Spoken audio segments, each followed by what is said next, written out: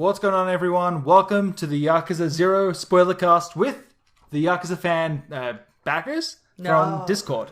Yeah, I guess. Everybody, why don't you go around the table, introduce yourselves. I'm here with Cal, and also... Returning Daytona champion, Forte Cannon here. All right, Tony Hawk Underground. Is it good? Yes, it is. It's the best. Is that your review of the week? Yeah. That's all I have to say. I'm out now. Okay, bye. Hiraition, Slavic faction leader. And you don't have to know anything more. And I'm Shelby. I'm pretty much a diehard Kiryu Kazuma fan, so this game was love for me. Perfect. Sneaky Columbus, resident nice guy over on the Yakuza fan Discord server. Check it out. Right on. Slavic faction member, I'd like to add. Slavic faction, what's up? Okay. So, if Cal, calm down. I'm sorry, I'm also drunk. Perfect. So, we're here tonight to give our thoughts, give our feelings on Yakuza 0. It's been a while now since it came out. We've all played it. I don't think any of us have platinumed it yet, but we're well What's wrong with all of you? It's a long game. Clearly you're not dedicated. There is a lot to do. We all have lives. So anyway, there's going to be a ton of spoilers in this. So again, it says Spoilercast in the title. If you don't want to have just about everything of Yakuza 0 spoiled for you, get out now. Stop listening. Yeah, Stop. There's spoilers. Get the fuck out of here, son. Exactly. So Seriously, if you don't want spoilers, then why are you listening to a spoiler cast? Stop typing. Stop. So how far is everybody in the game so far? Like, as I said, I'm pretty sure we've all beaten it at this point, but are we close to that platinum? Have we made it that far yet? I'm nowhere near. No, I'm just getting started and on I stopped premium. playing for a bit because there's another game that I've been in the middle of. But I did beat the game. Perfect. Kinda. I finished the Japanese version not time ago, and I'm on chapter 8 of the English version now. Okay. Sneaky Columbus? Sorry. Just finished the main story. Just getting started on the premium adventure stuff. Knocking out the rest of the sub-stories and stuff like that, but yeah. Yeah, that's roughly where I'm at too. I've done as much as I can for the story. Like, I'm 100% that now. I'm just playing around in premium adventure mode. I think at this point I've probably put at least 150 hours into it. I'm not even close to the platinum. Wow. Like, I treat these games as like a tourism simulator. I just go in and get lost. I fight some guys. Like, it's a very slow burn for me. I think I'm on chapter 4. Oh, Is no. it chapter 4 or 5? I don't know. I hit the soft cap for Pocket Circuit and stopped playing. That's fair. But you sat there and watched me play. I've seen the whole story. You're my eternal sidekick with this kind of stuff. It's true. So, okay, so I guess we should probably start off with the story. I think that's a good way to open. So this time around, they had the two stories, Majima, Kiryu. They all came together at the end. What did you guys like about the story? Do you think it worked? Do you think it's a good entry to the Yakuza series? Oh, heck yeah. Elaborate. Well, basically, it's good background information on Najima and Kiryu if you've already played the series. And if you haven't, it's still a pretty good intro to the series.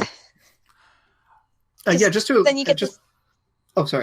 elaborate on what Shelby said, though, it's for everyone that hasn't played it, the characters are interesting and they're engaging if it's the first time you see them. But obviously, if you've been there with them through the series, it's you have something extra to bring into it. For sure, I really thought the way they kind of changed how Majima feels, like that he feels like a completely different character at the beginning of that, with compared to how he is at the end when he kind of decides to live his own way of life. I can't tell, though, if that means that everything that he does past the point of Yakuza 0 is a little bit fake for the character. Does that make sense? Almost like he's... Interesting fact, actually. Me and my friend who got me into the series were discussing that for 0. And he thinks his, insanity type personality. It's not his true personality. It's just like a persona he plays. I would totally agree. Honestly, it really does feel like he says at the end of the first of Zero there, that he was going to live more like these other people that he knew. And then he starts acting like he does more in Yakuza 1. But then as the series does go on, I think he does get a little bit more reserved. And then in Yakuza 6, he's barely a supporting cast member. Yeah, it really seems like the persona Majima has from Yakuza 1 to 2, basically, is like a mask that he puts on for the Yakuza around him, just to fucking intimidate all of the people, you know, show them that you can fuck around with me because you're gonna get really fucked up. Yeah. But deep inside, looking at what this man has gone through and all of that, actually he seems like a very melancholic and tragic character in that regard. Yeah. It's interesting to see. I think they touched upon it in some of the marketing. Contrasted Majima and Kiryu as Majima being the more, you know, reserved and calculated one, and Kiryu being the one a little bit more likely to fly off the handle at times, as opposed to the rest of the series, which is very interesting. Yeah, the way they kind of painted it in the West was like Majima's rise to psychopath, and it's like I don't feel like he ever got that far. As I said, it felt like he was faking it. It just. I think that's the way he wants to live his life, and I think that he's trying to live that lie. But realistically, like somewhere in there, he had the events of Yakuza 5 play out, like where he like has a wife and nearly has a kid, and that character feels at odds. And I feel like they can take his character and kind of put him in whatever role they want him to be, and they just change his personality accordingly. Which, I don't know, it's a bit of a shame. I thought it worked really well in Zero, but as he goes on, as they flesh out that character more and more, I don't know if they can tell exactly the personality they want him to have, if that makes sense. Yeah, it's interesting how he's used throughout it, but it's funny to think of Majima being so different, because in the other games, this kind of, you know, crazy snakeskin jacket wearing lunatic is, I don't know, he's almost like a fan favorite, you know what I mean? For being as wild as he is. And then to see the other side of him, which maybe, I don't know, is that the true side of him in this, you know, this great manager of the Grand? The thing is actually that you see him do all this ridiculous stuff, like beating his underlings almost to death in Yakuza 1, and just being totally batshit insane in 2 with him being the manager of Purgatory, getting into Colosseum fights, taking on Yakuza families one by one and defusing bombs, even though he doesn't have a fucking clue what he's doing. Then, like, from Yakuza 3 onwards, when he finally decided to take responsibility for the family, you see him, like, kind of grow up, be much more reasonable. Because, like, the only crazy... what the character he was in Zero. Yeah, actually, yes. And, like, the only crazy thing that he really does from that point onward, like, considering all the other games, was basically just driving the dump truck in front of the, like, parliament building of Japan, saving Kiryu, because... And, like, I actually can't really think of any crazy moments that happened from that moment in 3 onwards. Up until 6. I think a lot of fans put his personality from Dead Souls. Like he is that crazy over the top weirdo that I think every fan pictures him as, when realistically he's this more, as you said, melancholic kind of guy. So Cal had a point here. So I was gonna say, what you're saying is that he's not crazy, it was just a phase. He had a crazy phase and now he's back to being a more grown up and mature character. He had an idea of the way he wanted to try and live his life. Like, he saw these people who lived that way and how they had no worries and no responsibility. Or they had responsibilities, but everything just kind of worked out. They seemed like they were happy. And I think that because he almost comes across as depressed sometimes. And so he sees someone living that way of life and thinks, okay, well, if I live my way like that, I'll live like I have no regrets. Yeah. Well, and maybe he thought that this is what Yakuza is supposed to be. This was these hardened criminals or whatever. And he's going to be the tough guy. He's going to be the toughest of the hardened criminals. I think that borderline psychopath. I was wondering if it was more of a way to push people away from him. Like, because he's this crazy tough guy, no one will get close. I don't think Kiryu can get pushed away from him so easily. Kiryu's drawn to all types of people. Yeah, but prior to that, it was everybody, like the clan, like all of his underlings, they were all getting pushed away. And after suffering a loss like he did, I could see why he wouldn't want to be close to anyone, wouldn't want any more relationships. Exactly. As I said, he wants to live this carefree wild man lifestyle and just keep everybody at bay and off kilter. They never know what to expect with Majima. But from a writing standpoint, knowing how the Yakuza games are written, none of this was pre-planned. Reading the design documents for Forging the Dragon, they just wanted a psychopath. They just wanted somebody who was crazy. Oh, okay. And then they slowly wrote more and more personality behind it. Like, they had to fit a personality into a character they had already created rather than having a character that's fleshed out. So, it's complicated when you go back in time to predate a character that had no personality to begin with. Where do you go? True. It's like we're doing our own conceptualizing and, making our own theories of how other characters may have motivated him to act the way he is. When in reality, he was just, it was all written backwards. Yeah. It's very true. But, I mean, as you guys said, that there is a definite change from 1 to 2 and then 3 onwards. Like, by the time he's in 5, and I think it's in 5 when he's in chains. Is that 5? It's all kind of a blur inside my brain here. It might be 4. I think it's 4. Yeah. No, it's 5 where he's in chains. Yeah, like once you hit that Majima, he feels very, as I said, tragic, depressed even. It's he became a fan I think it's funny you bring that up. Sorry? I think it's funny you bring that up because in 5 we found out about a little bit more about his past and how he was married to someone. Yeah, Park. Yeah. So when the hell does that take place? Like, that takes place, I think, before 0. I would have think it takes place after 0. It takes place after 0. That's so weird. Yeah, and she suffers a miscarriage. I think... No, that's not what happens. I thought Yoshi aborted the baby. Was that it? Guys, I think it's in between 0 and 1. Like, after 0, before 1. Yeah. I think so too, but like... He already has the eye patch in the picture that it's You're shown, right. and he also already has his hairstyle that he has from like the end of 0 onwards. No, you're absolutely right. I can't recall. Was he aware of her pregnancy, or did he only find out about this child? He found out after she aborted it. That she was even pregnant? Yeah, Yakuza 5 Spoilercast. Yeah, well, I mean, if you haven't played Yakuza 5 at this point, it's relevant to the character. Yeah. Okay, but here's guys. I kind of found it hilarious that with the beginning of 0, Kiryu's like a little shit, and then grows up just like that.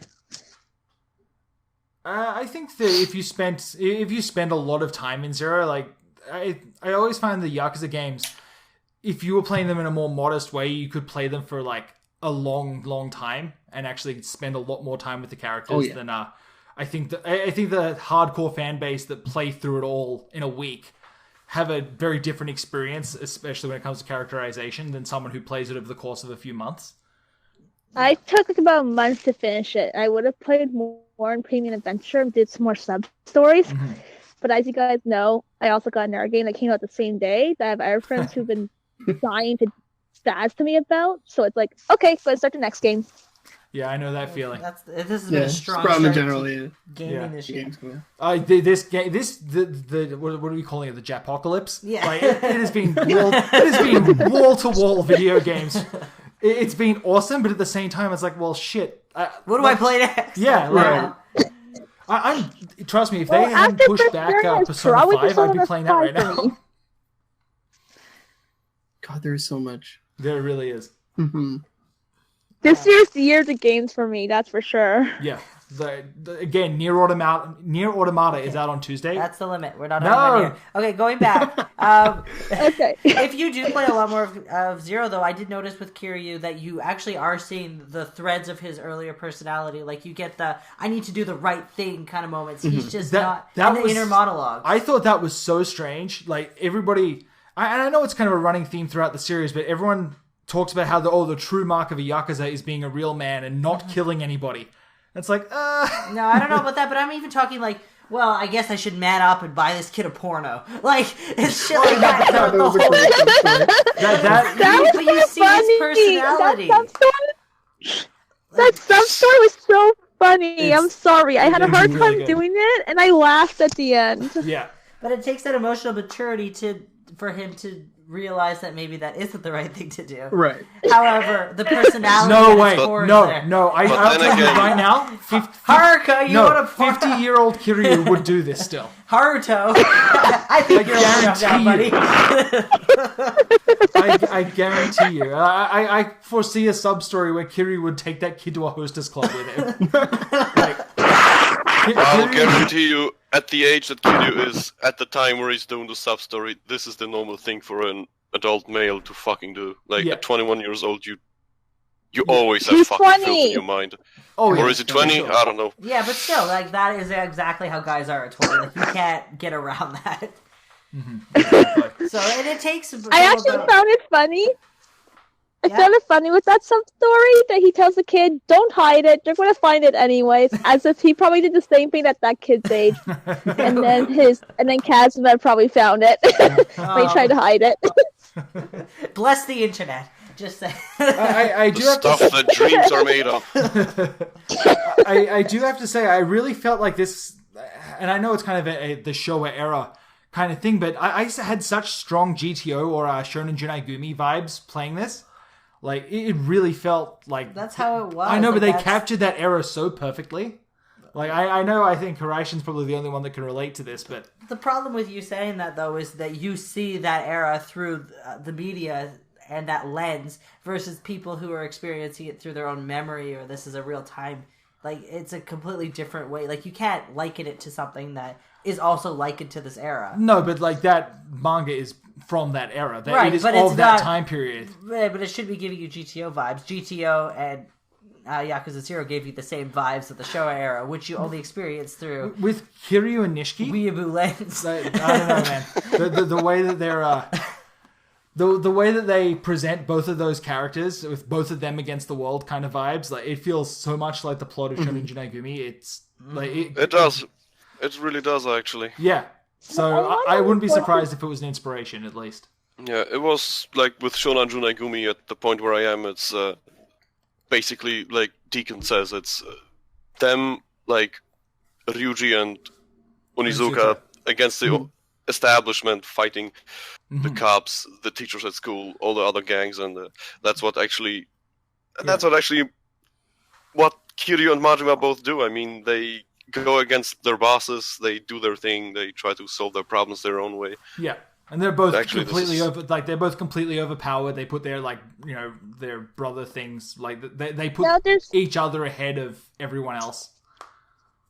The only difference with Zero, I find, is this one sub-story. Which one? Like, if it's your first time playing the game, it's gonna be like, what? Really? Which sub-story? Like, the porno one?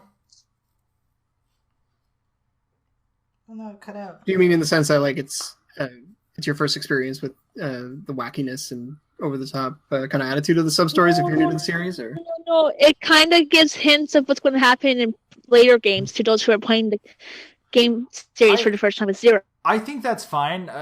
I think when I play it, my favorite things are always the returning characters. And because a lot of people are having their first time playthrough with Zero, because they have all those returning characters, Kiwami's going to wrap it all together so nicely. Like, there's so many people that come back, especially like when Shinji shows up in just like a little sub story. He doesn't matter; he's a throwaway character, and then he's such an integral part of Yakuza 1. Like the opening cutscene of Yakuza 1 has Shinji in it. Like, and he you know, eventually what he does. I don't think I did the sub story with Shinji in it. Exactly. Like, he's throwaway sub story, but anyone that does get that sub story and then goes on to Kiwami is going to have that kind of reverse experience that I'm having going into Zero after playing 1. That's what I was gonna say. That's That really with interesting. Kiwami, like, it's gonna be masterful for and these newcomers. if people go to Yakuza 2, they'll be like, "Oh, Ryuji." Yeah, exactly. That sub story. Yeah, and I think that Zero is a really good place to set those up, but also to have a bunch of payoff to people who do follow the sub stories. it would be crazy if Yakuza 0 is your first, like seeing Daigo Dojima for the first time in the series as like the whiny rich kid. You know what I mean? Oh, that's just talking about returning characters, but I never thought of it that way. Yeah, and then in the later games, you find out that he was more competent as a small kid than he was when he was a fucking grown adult man and leading the biggest criminal organization in all of Japan. That's the best. Fucking crazy. Yeah, we're seeing where they started.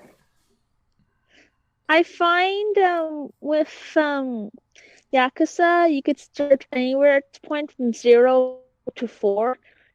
0 because it's prequel, 1 because it's the first game, and then 2 to 4 because even if you miss the 1 or some other games, you can just watch reminiscences of the previous games. I mean, yes, you can watch the reminisce, but I think that if you really want to get the full experience playing a previous game... Oh, no. I do understand that, but I mean, I start with 3, for example. I feel like 3 would be the weirdest place to start. Yeah. Right there. Yeah. Like, I started with 3. It's my favorite game in the series, but it's got to be a weird place to start. Like, it's got to be such a bizarre thing going through all the stuff with the orphans and living this relaxed lifestyle. Like, you're meeting a guy who's just finished these 2 amazing adventures where all this weird shit happened, and now you're like delivering a 5-scoop ice cream cone. Yeah. Like, it's going to be so weird. Like, what am I playing? I thought I was a Yakuza. Yeah, and a lot of that was another problem that it had when it first came out. No one likes the orphan segment. Like the main. I loved it. Yeah, me too. It's great, but everyone that got into the series at that point, especially like the Western media, Western critics, they emotional investment in this. Yeah, exactly. It's like, why do I give a shit if I'm taking care of orphans for 10 hours before the plot starts? It's like, as I said, for me personally, this is fucking great. I'm gonna find the 5 secrets or the 5 urban legends of where the fuck it was. I can't remember. The 5 secrets of downtown Ryukyu. That's it. Thank you. I need to replay You guys played the Western version of 3. Yes. What do you think I fucking felt when I slugged through all of that shit with the Japanese version because I didn't want to have any content cuts? Holy shit. How about that? Did you 100% the sub stories Fight I'm On? Yes. Holy shit. 123 sub stories, I think, with 10 hostesses that you didn't have in the Western version. Yeah. Yeah, enjoy your waifus. I'll enjoy my English. Also, you had to do the hostess maker mini game, which has been cut out from the Western. The golf sub story actually was. Let me finish, please. The golf sub story wasn't actually that difficult. You didn't even have to win to finish it. But the hostess maker sub story, where you really fucking didn't understand, and you only had a Google translated guide. Forget that. That was the shit. Yeah, I'm never going to be that person. We're mocking you. Patrick has some pretty good guide. He does, but even then, it's still... but he didn't... He never finished this guide, actually. Yeah. He never finished this... he never finished the hostess... the hostess clubs and the hostess maker. He never did this. Guys, what game are we talking about? Yeah, we should get back. We should get back on 0. So okay, I think we covered Majima pretty good. So how did everyone find Kiryu? Like, was that a better introduction to the character than Yakuza 1? I loved him in 0. Like I said, he starts being like a little shit, and then he grows up. Mm-hmm. There were some parts that were just a little strange. Like, they put such an emphasis on him buying his first suit in like the opening chapters and how big of a deal it was. And then at the end of the game, when he gets his iconic suit, it just feels like, I'm going to wear this suit now. Oh, okay. It felt like oh yeah, we got to wrap this loose end up. It's him wanting to start over, you know? It's like, new suit, new me. Let me add it. And then, when you realize in horror that Kiryu has been so poor through all these years that he's been wearing the same fucking suit for 20 years. Since 28. Jesus. God. Could you imagine? I think we were talking about that in the voice chat a couple of days ago, Harishan. Also, fun fact, I only just realized that Lee Wen-hai, the God Hand, is wearing the exact same jacket as Saejima at the end of 6. Yeah. Really? Like it's like the flight jacket? It's the exact same jacket that he wears throughout the all of Yakuza 5 as well. That A1 jacket. And it still is wearing in 6 because nobody changes their clothes. That jacket specifically is a product tie-in. Yeah, Alpha Industries. Yeah, I was thinking of buying one, but they're like $500. Yeah. Oh, Jesus. Like, the one thing I loved about Kiryu, though, is he doesn't have many friends, but the ones he has, he's very loyal to. Mm-hmm. Like, he would do whatever he could to protect Tanibura, or whatever. How do you pronounce his name? Tachibana? Tachibana. Yeah. Not even close. It's not too Anyway. You're going to my school of naming people. bad. Yeah. Pick a name that sounds kind of close and just say it. Tachibana. And then, you know when he was too late to save him, he just bawled his eyes out.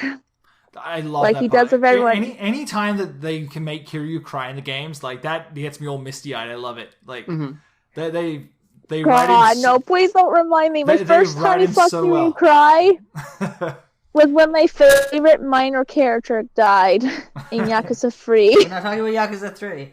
Sorry. I get so sidetracked so easily. I'm so sorry. It's okay. I'm cracking here. Okay. What's next? I really like the opening scene of Zero where Kiryu beats the guy up for his death, because I think this is like one of the very few times where we see Kiryu doing actual Yakuza shit, which reminds us that he might be a good guy and all, he helps all these people, all these random strangers, but at heart he is still a member of a criminal organization, so he has to do that shit. It's crazy how much we get caught up in these characters. Remember that it's like they're just criminals, you know what I mean? Like that he's just doing a debt collection run. He's being the only other guy for a loan shark. Yeah, man. And like the only other time where I actually remember him talking about any of this, what a dick he was actually also in 3 when he was sitting there in the office in Okinawa saying that he ruined several lives already with his Yakuza shit. Yeah, well, they kind of did that same thing in Yakuza 1, though. Like, the very start of Yakuza 1 is another debt collection that goes wrong. Yeah, true. That's the one that I forgot right now.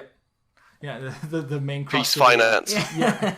It's only the plot. That's another one that I'll say came back really well. I think that the Peace Finance president came back in like a sub-story in 3 or 4. I can't remember exactly which one. Yeah, it was 3. Yeah, but we had this awesome wrap-up, and I feel like that's something the games still continue to do well.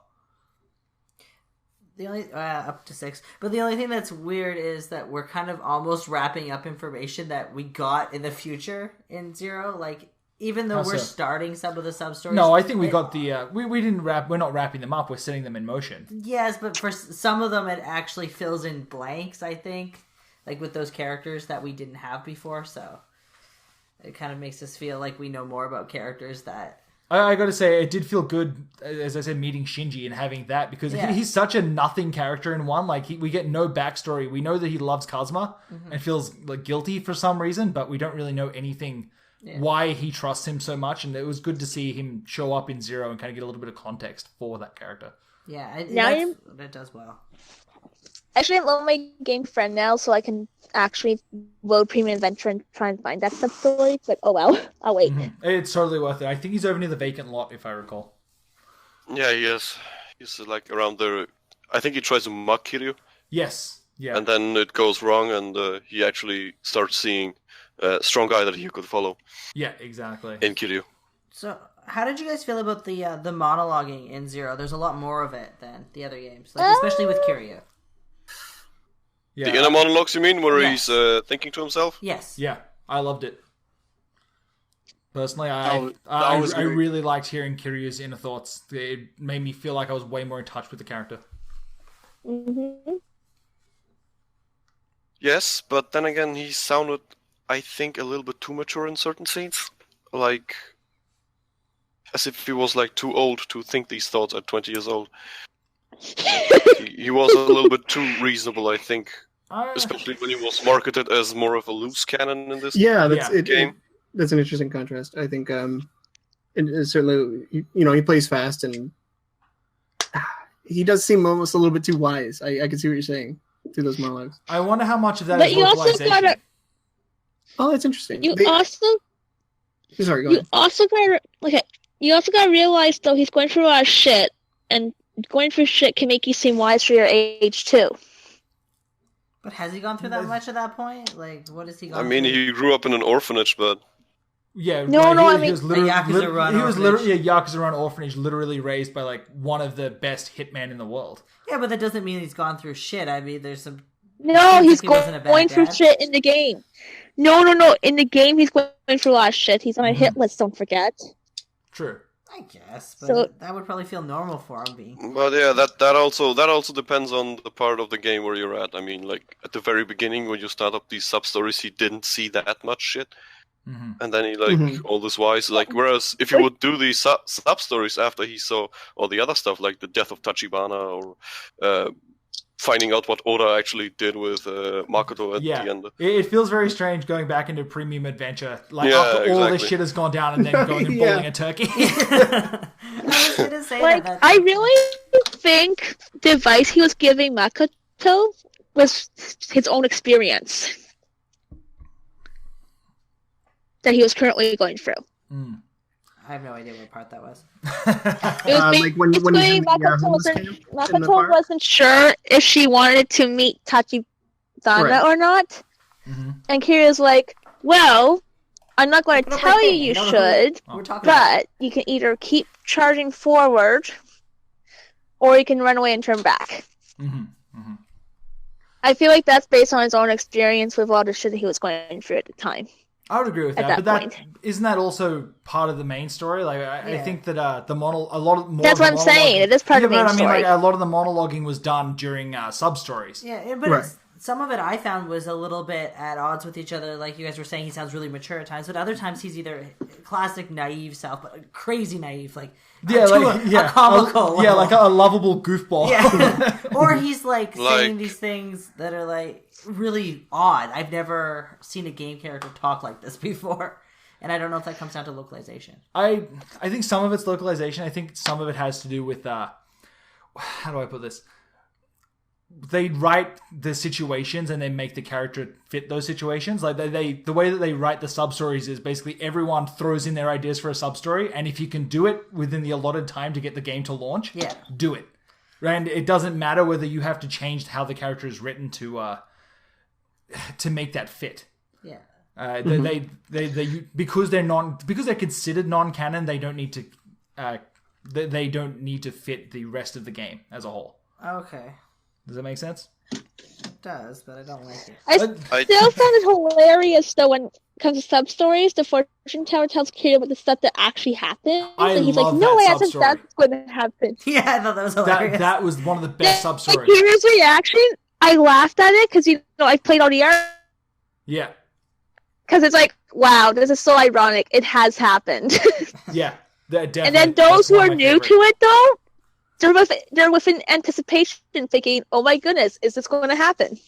I think that most people understand, though, by the time they get to part of the way through Zero, that there are more games in this series. Most have done their homework. No, but I mean, like, no. But this fortune teller sub story, they're not sure if the event's going to happen or not. It's like, or if they know, when is it going to happen? Yeah, it's like suspense. I would like to touch upon the naivety of Kiryu displayed in this part. Sure. Where he runs into the fucking Sega high-tech land and then thinks to himself, oh man, I'm about to ride this girl because I beat her high score, and gets his out from Doesn't Najima also have that too, though? That was that fucking hyper shit. I laughed at that, not gonna lie, for both Kira and Najima. Anytime Sega does like self-referential shit, they do it so well, way better than most other companies I can think of. Like, they have such a good sense of humor about how silly their company is. It was a truly Kino moment. Very, very much Kino. I would like to touch upon something that hasn't been mentioned yet. Sure. What's that? And I would like to touch upon the fact that Kiryu, through his misadventures with Kuze, actually adopted some of his views on not giving up and staying true to his word.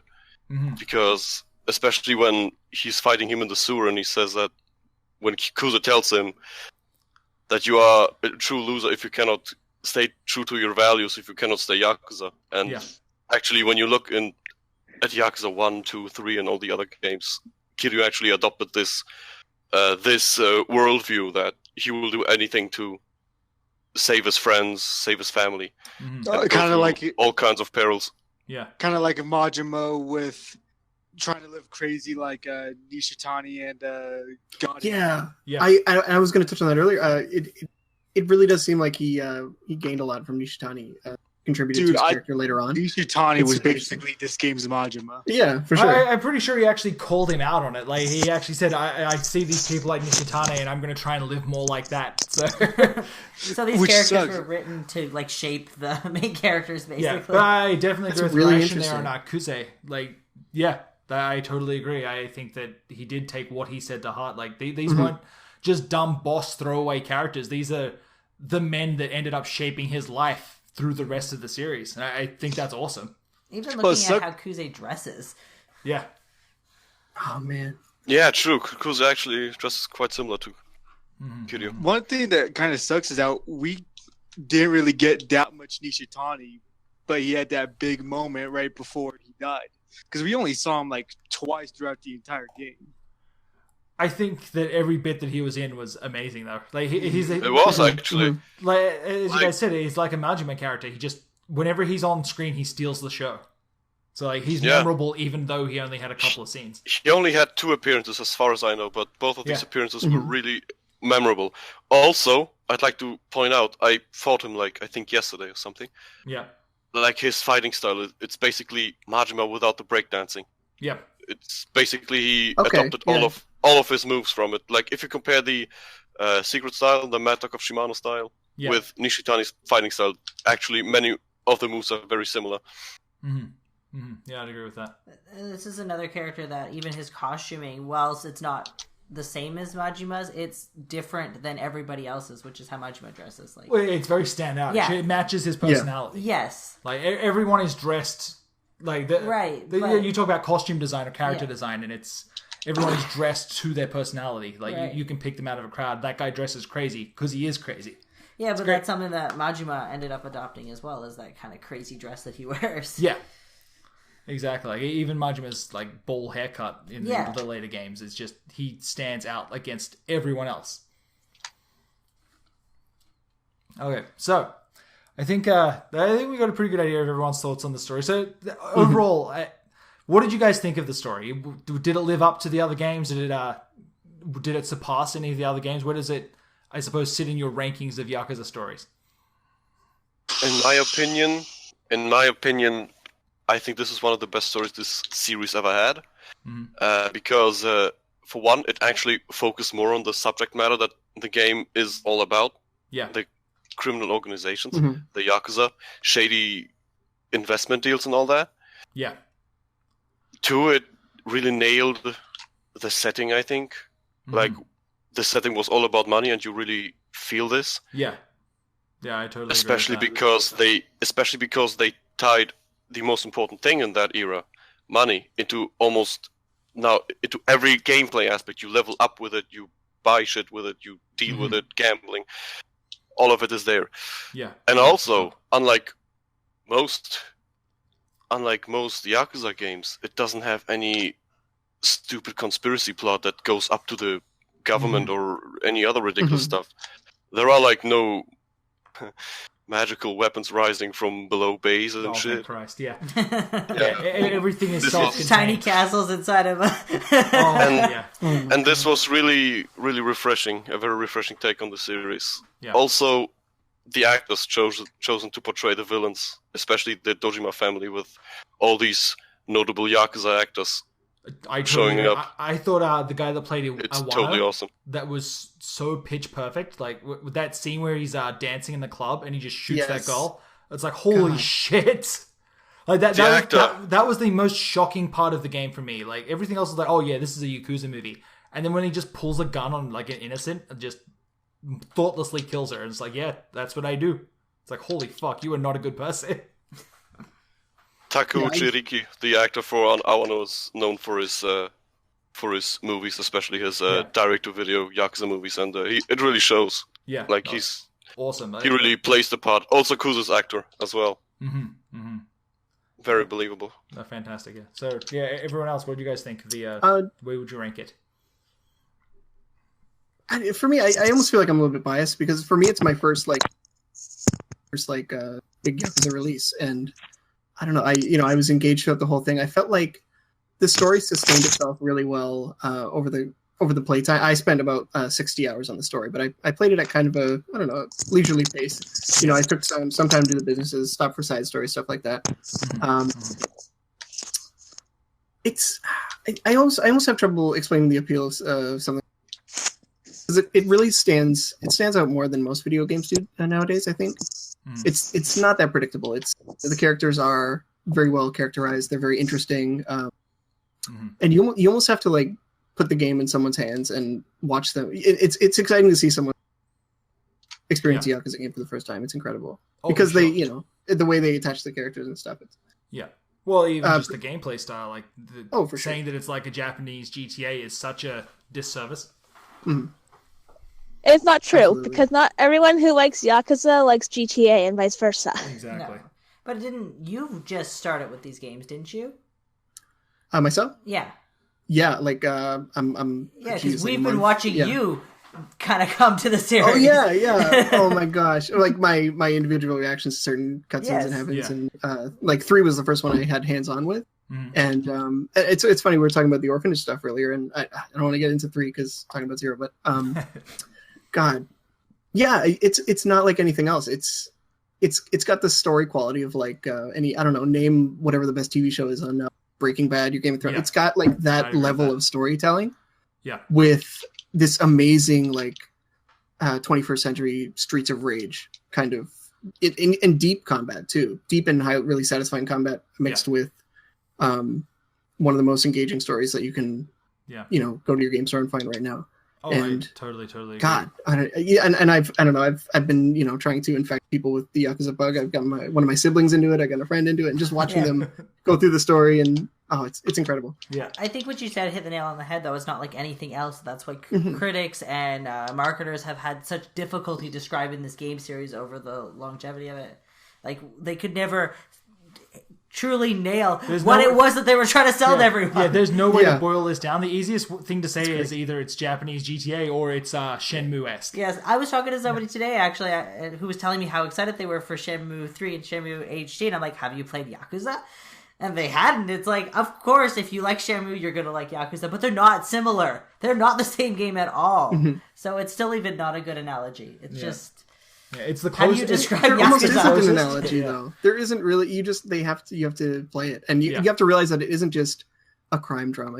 Some people. One of the most common comparisons I've seen is to Sleeping Dogs, which was a crime drama that took place in the Triad universe of the Chinese underground, and I can see the similarities with the combat and everything.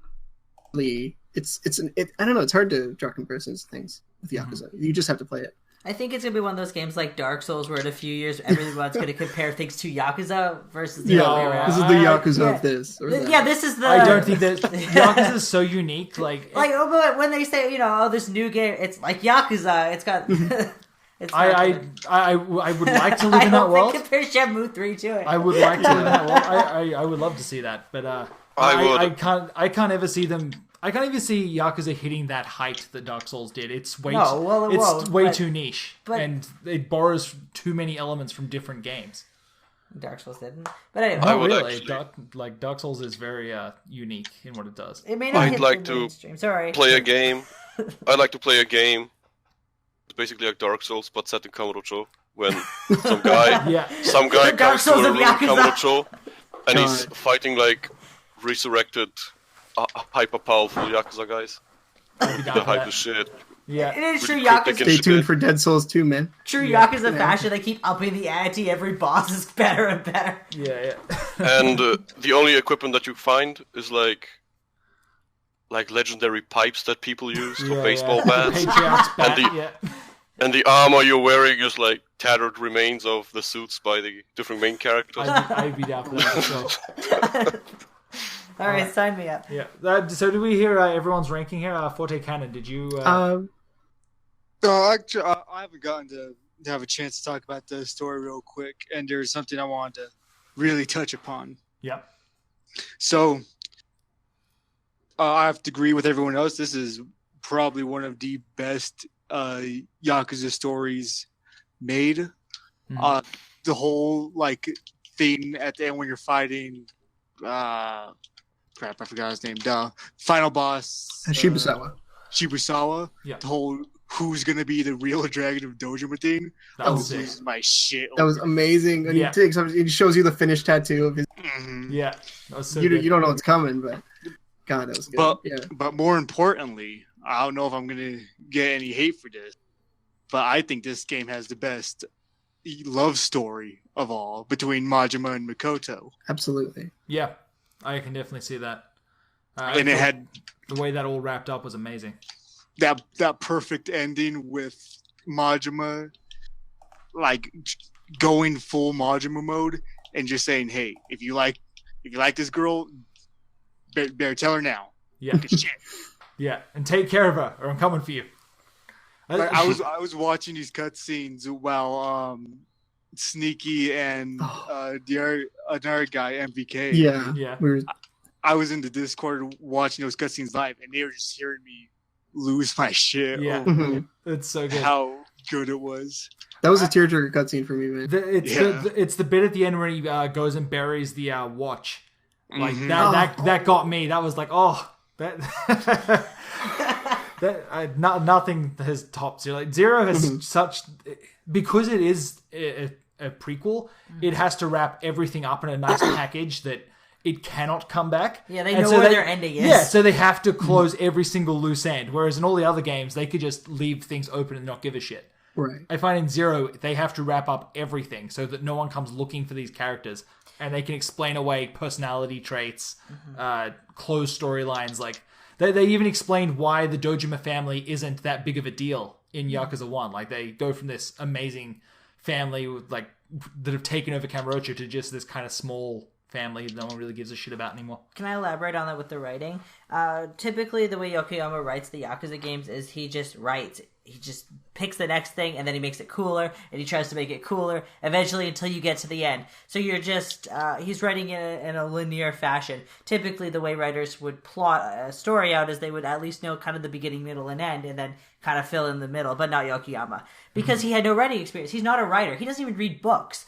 And then you get Yakuza 0, where you have a clear ending. He has no choice but to end it at some point before the events of Yakuza 1. He knows exactly where that story has to go. I think that helps him. It does. Honestly. I think that really helped him bring everything together story-wise and give him a more clear directive as to where to go. Yeah, when you have an objective you need to reach, it's easy to write towards it, I think. Though one thing that was never really touched upon was how Kiryu and Majima actually met. And we got that neat little post-credit scene with them walking into each other on the street, and Majima's going, "Kiryu-chan," but we don't actually see their first encounter. That's Yakuza 0. I would actually like to see some kind of prequel or something where it elaborates on how their very early relationship got going. Yeah, like why are they like the way they are at the very beginning of Yakuza 1? Yeah, well, where Kiryu is like really respectful towards him, and Majima is really like kind of condescending coming out, with calling him Kiryu-chan and shit. Yeah, I totally agree. There was so many there's so many bits that didn't wrap up their character-wise. Like story-wise, everything wrapped up in a little package, but that relationship, and again, when Kiryu gets his suit at the end, it felt so tacked on. But in Yakuza 1, he already has his tattoo colored. So something happens in the middle. Again, I haven't played through Kiwami all the way. Is the tattoo he has in Kiwami, is it still that outline? and then he gets it touched up later it's already in the game? colored. It's already colored from the get-go? Yes. Okay, well, yeah, exactly. So there was a part in the middle where he thought he was good enough to go and get that tattoo completely filled in. And that's the story I want to see. Yeah, well, Yokoyama did say that they aren't making another numbered game, but they're looking at doing more stuff in the middle. They're wondering. He's thinking about either doing more stuff in the middle that was more backstory stuff like Zero, or doing a spin-off with a new main character. Yeah, so maybe he is interested in adding more to that kind of stuff. Considering this, there are like actually 2 time periods that were like left out that they could elaborate upon. Like as we said, it's between 0 and 1, something in between. Yeah, early 90s.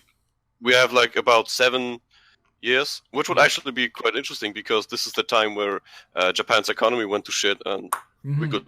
Well, and you've already got the storybooks there with Majima knocking out Puck, like. Yeah, exactly, and like the time period between 95 and 2005 when Kiryu goes to prison. Did anyone else find it weird that oh god, what's her name there? Nishiki's sister, for one thing, was brought up but didn't make an appearance, and neither did oh god, what's her name from Yakuza 1 there? Yumi. Yeah. I thought it was so strange that they just weren't present. Like they were referred to, but they never made an appearance. That felt so strange to me. It's hard for me to remember that Nishiki has a sister because he only talked about her one time. Yeah. And apparently she's sick. Like okay. Like it's never really brought it's brought up in once, I think, where Kiryu's like, "Oh, Nishiki, you have to take care of your sister, so I'll go to prison for you." And then she's never brought up again. Doesn't mean she's sick though. It gets touched upon a little bit more with the additional cutscenes in Kiwami. Okay, well, it's good to know, but okay. Yeah. Coming summer 2017. It just seems so strange. Well, apparently it's already going through testing right now over at Sega, so hopefully it'll be coming out, early summer. I say wait because we got so many games to play. That'll be the hype as shit. But at the same time, as soon as that game is ready, ship it out, Sega. Like, I will drop everything. Like, but if it comes out around the same time as Persona 5, I'm dropping Persona 5 for Kiwami. Like, I'm sorry. All right. The scene that made me like sad and shit, the tear jerking shit for me was both when Tachibana and Sagawa died, especially when Sagawa died at the end because he really grew on me. Yeah, I mean, I have a lot of problems with Sagawa. He was a little manager of Grand. Oh yes, okay, yeah. Sorry, I'm getting mixed up. Owner of Grand. Sorry. Yeah. Sorry, I know. Yep, I'm getting mixed up here. I think yes, he grew on me, but like. He was not a good guy by any stretch of the imagination. Like he knew it up until the point he was shot. He knew that. You know what I mean? Oh, but he's hating on criminals. Yeah, he was, but he wasn't just like a regular bad guy. Like he did some really, really bad stuff. My kind of guy. No,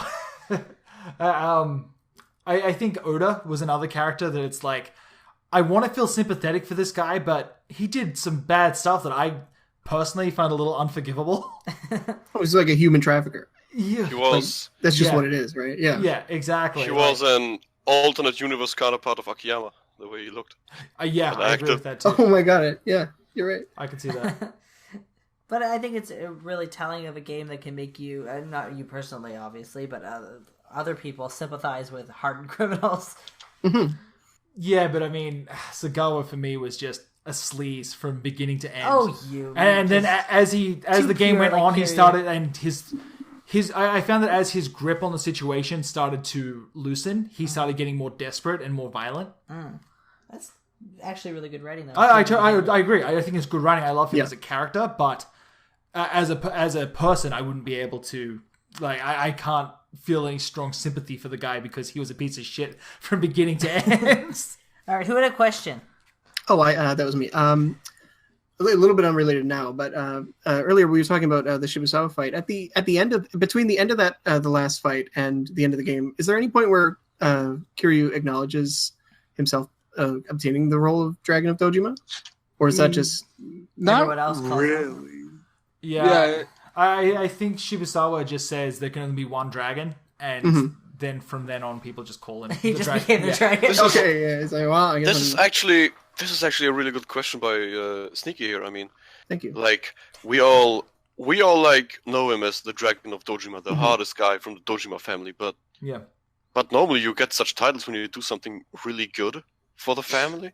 Yeah. But when you consider what happened at the very end, I mean, Dojima lost most of his good lieutenants.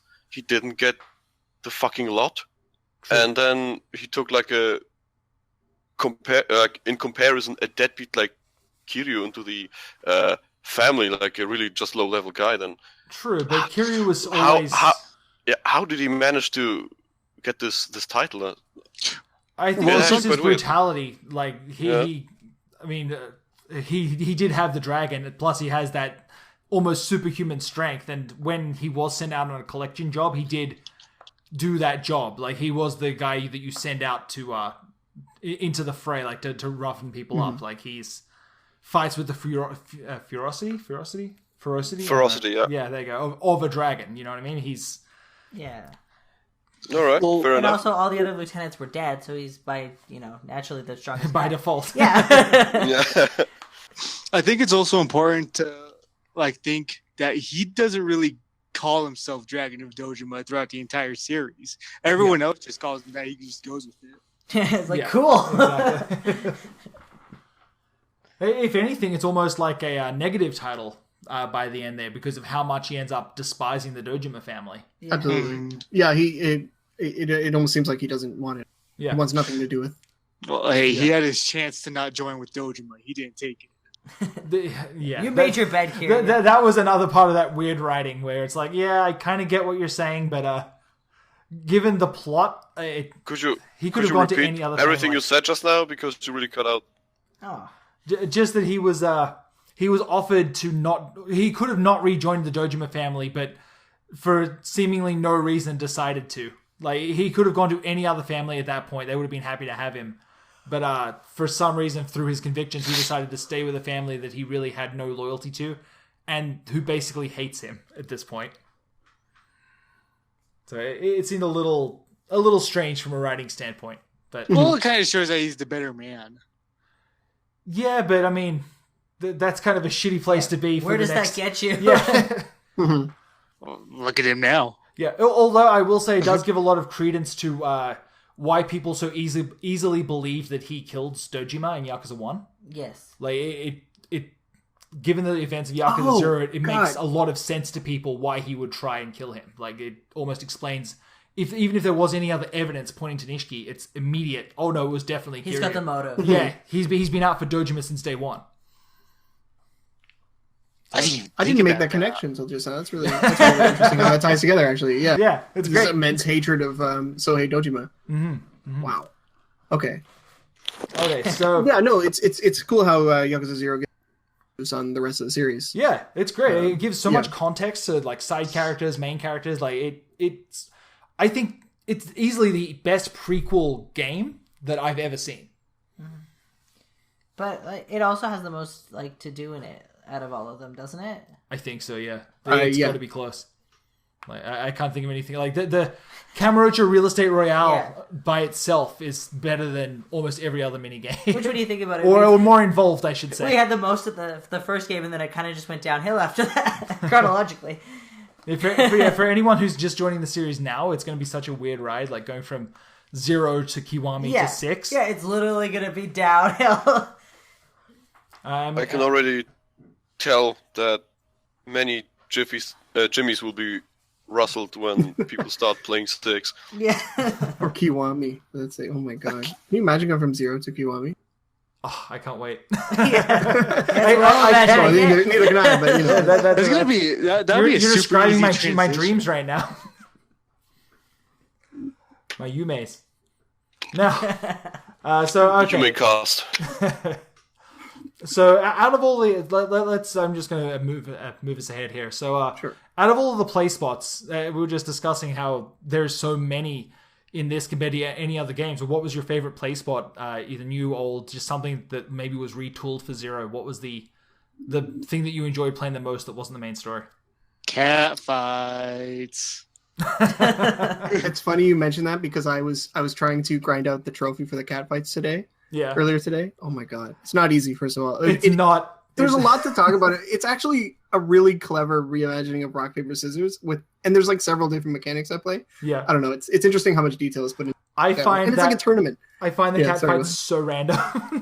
Oh my god, they have the worst RNG I think I've ever seen in a video game. Yeah. Oh, it has a lot to do with that advantage disadvantage, and I still don't understand how it works. But yeah, I'll figure it out one day. No, that is actually an excellent minigame, but that was yours, Forte, the cat fights? It's one of mine. I really enjoyed the goofy shit. Yeah. Uh-huh. When I was like 6, Cam Girls was goofy shit. So I was going with Cam Girls. Hell yeah. Yeah, goofy. That's what we're all calling it. No, when Kiryu's sitting there doing the 2-finger typing, okay, yeah. He looks super intense. It looks so fucking stupid. I wasn't really looking at Kiryu. I feel the using 2 fingers when he's just spamming one button. Yeah.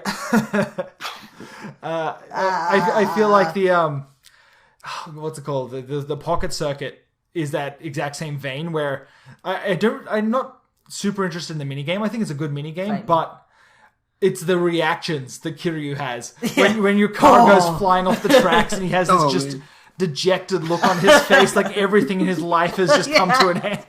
You should especially notice whenever he wins and holds his car up in the air. You should really notice the sparkle in his eyes. Yeah. I agree. It's really good. Pocket Circuit is my favorite of the side stories and everything, the mini games, and the side story that goes along with it is fantastic too, where the kids are dancing virgin.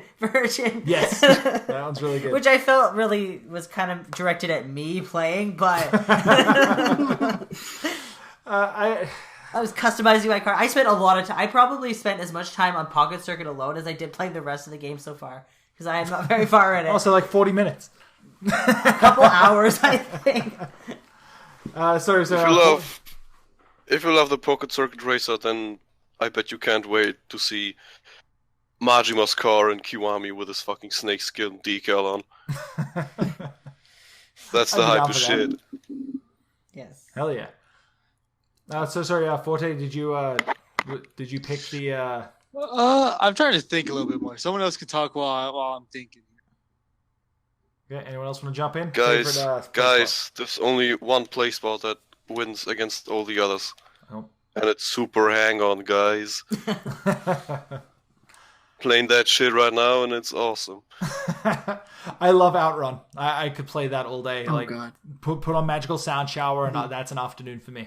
Oh, actually, I like the place where you could go watch the videos, the VHSs of the girls. That was pretty good. That one was good too. There wasn't a lot of interactivity, but I get what you're saying. I could sit back and relax. Yeah, hands were free. Yeah, it's not bad. I think that was a nice addition. I like that as a concept. Yeah, I think I watched. Which one did I watch? The one, was she in a bathtub? Or... I don't know. They were interesting. That moment when you realize that, except for one Diamond Hostess, all of them are porn stars from Japan. Yeah. Oh yeah, that's fun. I knew in advance. Yeah, I've been following that. Of all the news that I knew going into it, that was one. that was one of the ones I knew because of all the hot dog press stuff. Like, I was watching the YouTube videos when they were searching for the girls to go into it, and it's like, I feel like they only decided to do that so Yokoyama and Nagoshi could just audition porn stars. There's this great 11-minute clip of them just interviewing porn stars, and they've got the biggest, dumbest grins on their faces. They're trying to take it seriously, but how do you do that? How do you interview a porn star for a scene in your video game and be serious about it? Mm-hmm. But I'm a huge fan of Gravier videos, so I'm glad they made it into the game. Mm-hmm. And it's actually really interesting to see that kind of gap bridged with the real life videos of the video game. I like it. That's something that they've kind of started doing a little bit more. And that's something we used to see back in the day a lot more. FMV cutscenes. Yeah, Metal Gear is a good example of it. That had a bunch of them.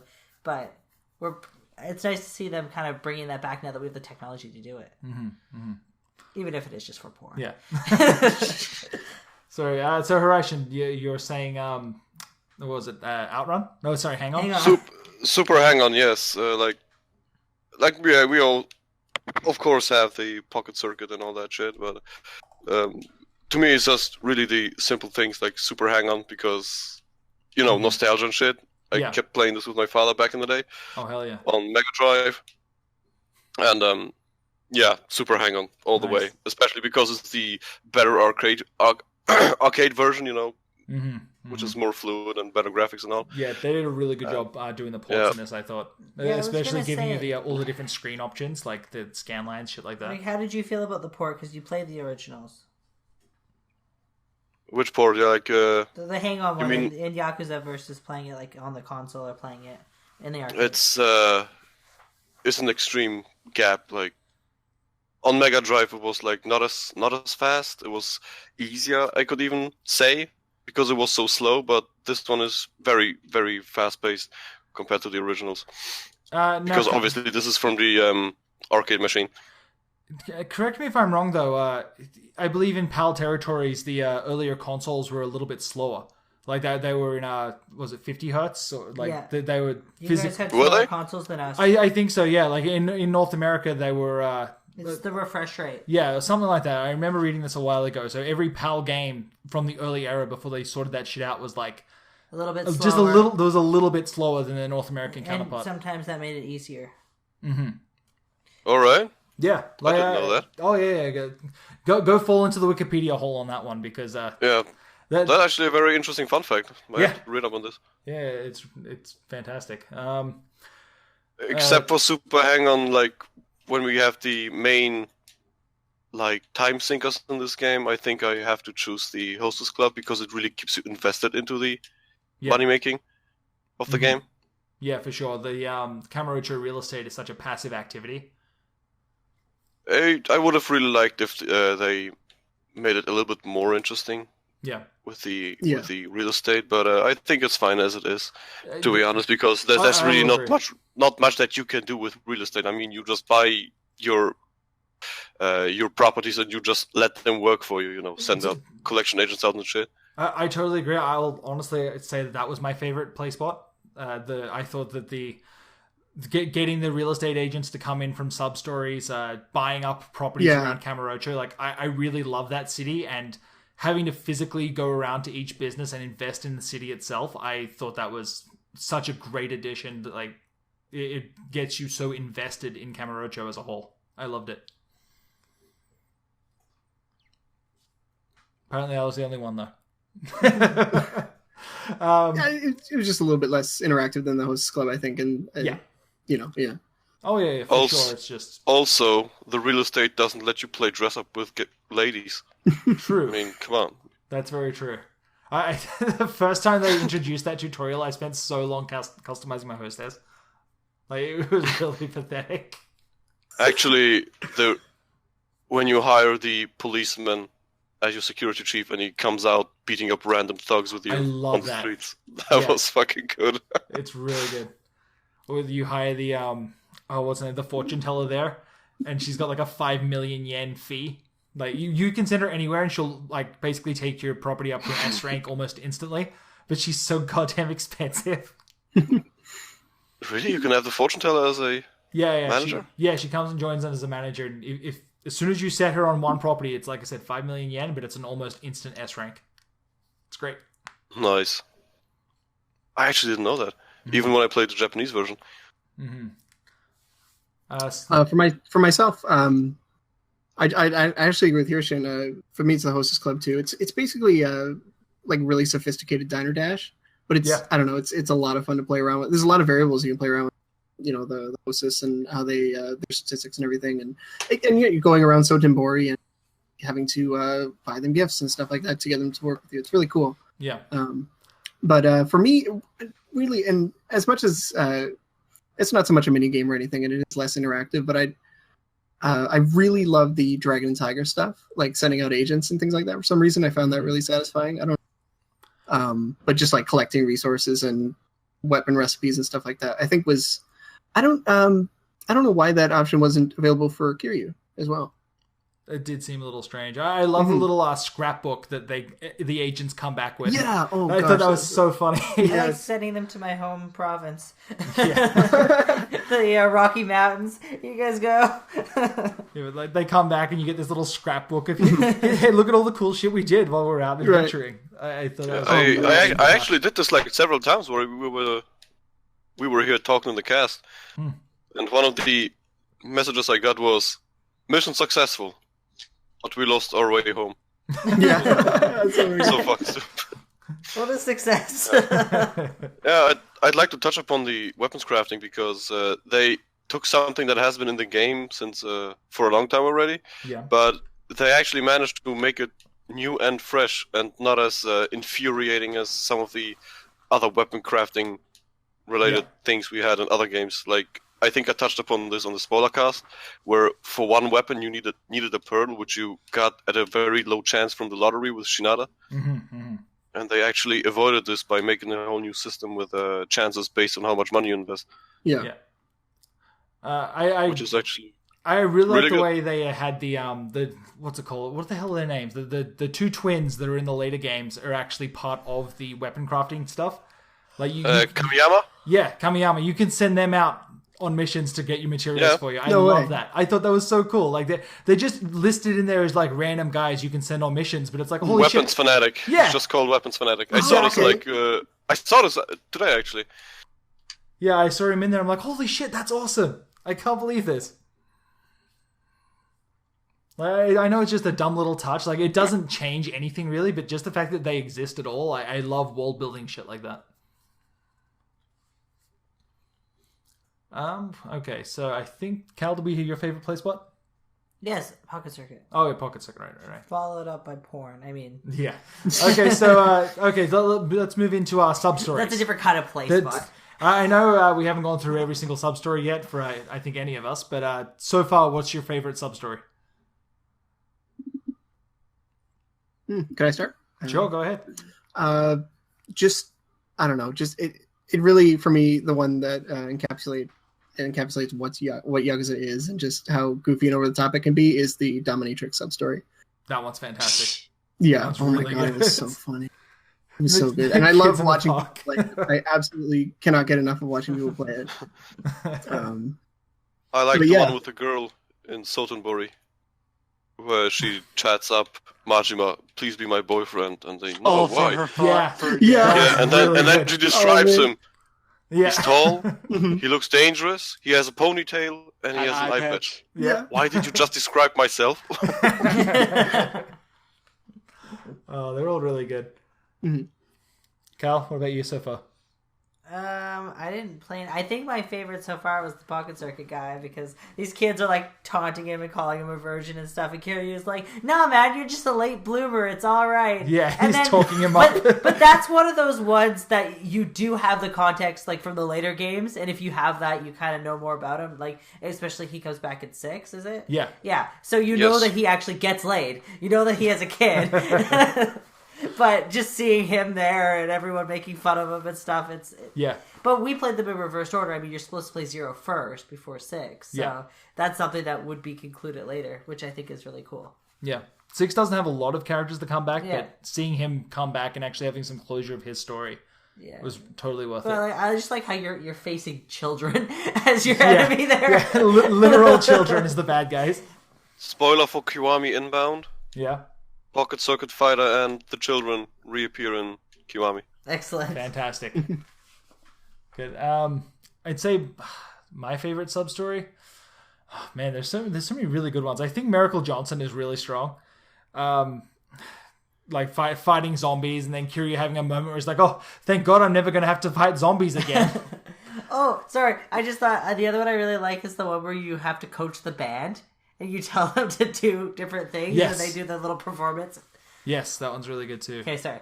I mean, getting the porno is really good. There's so many good. This game is like side story. I think the pizza one is one of my favorites. Where the girl wants a visa, and Kiryu thinks she wants a pizza, so he goes and gets a pizza and invents home delivery. But that has the better payoff for me, knowing that that's a product tie-in. Like, everyone that I've seen play that or review that and saying that, oh, this is such a weird, cool sub-story, doesn't realize that is, like, that's a product placement tie. Like, he's inventing... Really? For what? For Pizzala. Like, it's just a pizza company in Japan. Like, that's really cool. Yeah, so... Like that, I don't know. I really love it when they bring in like the real life tie-ins and stuff like that. Especially when it adds to the that's the origin of that. Kiryu invented Pizzala's home delivery. I love it. By going to a burger joint and trying to order a pizza there. Yes, I love that. And then the girl at the counter says, "Oh no, we don't serve pizza here, but here, let me call and order you one." Yeah, that's so fucking strange. God, can I get you a burger? She's got no sales skills. Yeah. You go to a pizza joint. Oh, it's really good. I really like that one. Everything around that is so bizarre. Again, it's a tie-in, and you're trying to help an illegal immigrant who has been turned into a prostitute. Yeah, get a visa. And then and she describes what is basically her owner or pimp as being abusive, sending her out. And then he shows up, you beat him up. He admits to being a bad guy, but then he admits that he's in love with her. Yeah. And they end up being together. Yeah, and then Stockholm exactly, and then exactly. But then that story ends, and Kiryu's like, "Oh, this is fantastic. Is there nothing pizza can't solve?" And he picks up a slice of pizza and jams it down his throat. Like, he doesn't chew it; he just puts it the whole slice like a duck. And then the camera pans out, and the restaurant manager from Pizza La is standing there looking at this all play out with a big smile on his face, holding a Pizza La box towards the camera.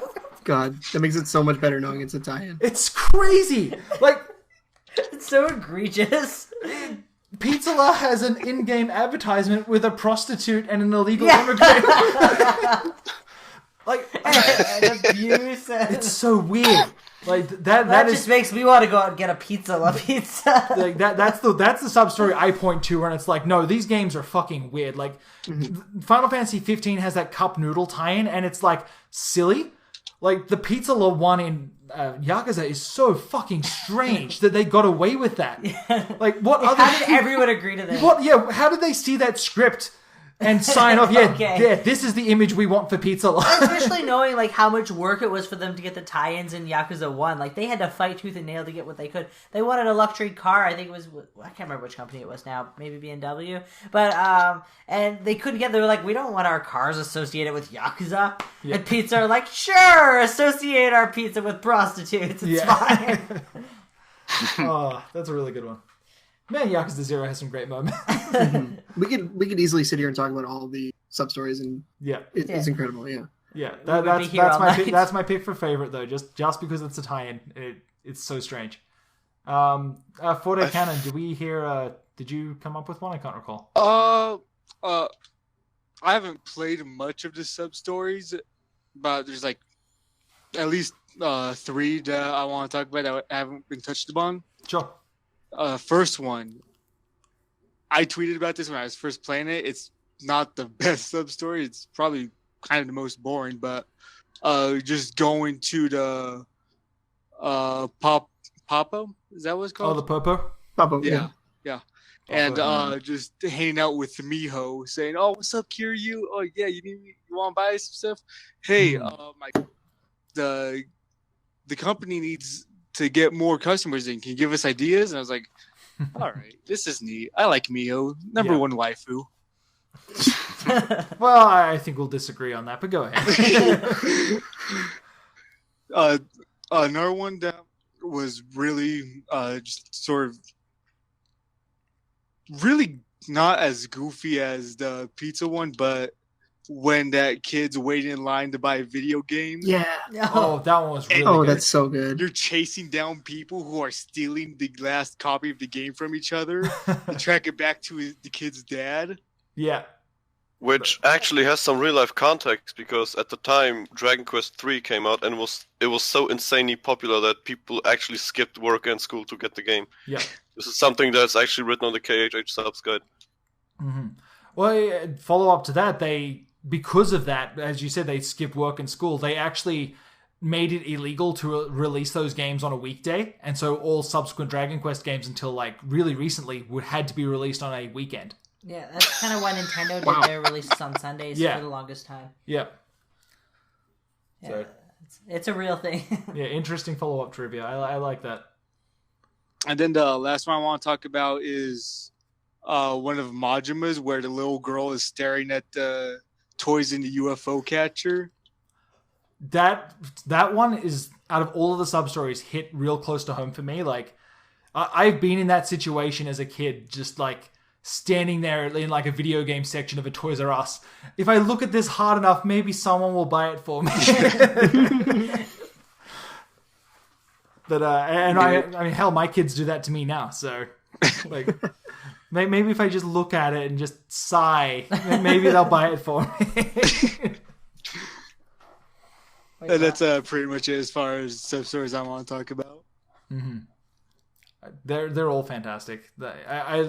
I felt more so like every sub story in Zero has this way of being written where it starts off goofy and then escalates to violence and then comes back around to like having a real heart. Every single story I felt like ended with like a really touching moment, even if it's just stupid. It just has a way of wrapping up that most of the other games just didn't. Yeah. Okay, so do we get everyone? Everyone? Okay. I would like to. Oh, sorry, Ration. No, please go ahead. Like I said, like I like the one with Majima and the pretending girlfriend shit because it was really weird. But I think my favorite sub-stories would be the ones where Goda's featured, where he's stealing the high schooler's pants and shit. Yes. And the Kiryu sub-story with the fortune teller is just totally insane. Like I'm a fan for some very, very morbid, like foreshadowing. Yes. Which basically like he hears all this shit and then like, come on man, this cannot be true, and it's actually how it turns out. And then like the last prediction she gives him, you will bump into someone not too long into the future who will be really significant to your life, and then he just fucking bumps into Goda. Yeah. Oh my. It's perfect. I thought that sub-story specifically was kind of poking fun at the crazy ideas that came up in the later games, or in the earlier games, I should say. Like, it sounds so outlandish when you break it down to a couple of sentences. Like, it's like, how can this... You'll have whatever it was. I see you living in Okinawa with like 9 children. It's like, no. And it starts out really good. I mean, like, he asked, like, where will I be in, what was it, like 10 years? Yeah. You will be in prison. Huh. Well, I guess that was supposed to happen. And yeah, like, that was bound to happen. What about, and then, like, what about 20 years? I think that would be like... Yeah. And I was 15 years. What about 15 years? You're still in prison. Damn, that's a fucking fuckload of time. What am I gonna do in the future, man? Yeah. It wasn't something like, who do I kill or something like that. I like that. I like that sub-story a lot. That's another one that's going to be so strange for people who are just joining the series now. Well, Shelby had mentioned that earlier. Yeah. About that. I like that idea. But at the same time, I still think it's pretty obvious. If it was me playing this and I hadn't played the other games, I'd be like, oh, this must be what happens to the later games. Like, that's hilarious. I think that most people have that self-awareness to look at that and go, okay, this is probably what's going to happen. That's hard to say because people are idiots. True. This is gamers we're talking about. Yeah, exactly. I've been poking around in the different like sub forums and different Facebook pages, and I've seen people who are still amazed that Mountain Dew is in the game. Like, because it's their favorite drink. They're gamers. But yeah, exactly. But like that's the height of the experience, and it's like, yeah, it's funny, but come on, guys, there's so much more to this game. It's not just MAME Central. Oh yeah. So all the Maymays. Oh my god. So, what did you guys think of the localization? Did they kind of overstep with like the different the words that shouldn't exist in 1980s Japan, or was it the one we found? There was one where like moobs. Man. Yeah. What's the name says moobs. Majima says like holy shit balls, and it's like this is 1988 Japan. What the fuck are we doing? It's really good that you're touching upon this because, like, it's a very dramatic scene. I mean, shit goes down. Majima doesn't know what the fuck is happening right now. Yeah. And then you have this really dramatic scene, and he answers all of this with holy shit balls. And I actually chuckled a little bit right there because it really feels out of place. Yeah. No, I totally really agree. killed the fucking mood. Which scene in particular was that? Basically when Majima's fighting in the clinic, and then the Yakuza show up, and he finds out that Makoto is not the guy he's fighting, but it's actually the blind girl. Mm-hmm. And also, like, the instances where people talk in memes in 1988 Japan, like that bugged the shit out of me. Like, it's very unfitting, to say the least. I love the sense of humor that most of the localization added. Like, it really did help some of the situations. It felt a lot funnier than any of the previous games in the series. But at the same time, like, they could have really taken back some of the more anachronistic words. Like, the swears specifically, I think, really took me out, because no one's saying this in Japan now, let alone in 1988.